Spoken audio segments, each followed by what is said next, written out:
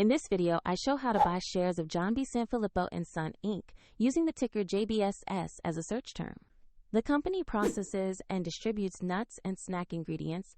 It trades on NASDAQ under JBSS, and this is an educational overview, not financial advice. To buy shares, you need a brokerage account. We use eToro as an example to illustrate the steps.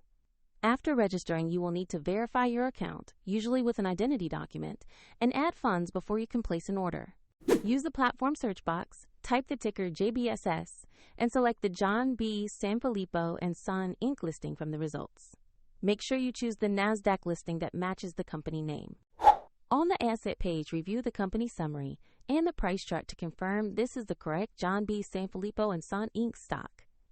Check that the ticker shows JBSS and the exchange is NASDAQ. Click Invest or Trade. Enter the amount you want to purchase, then carefully review the order details and confirm.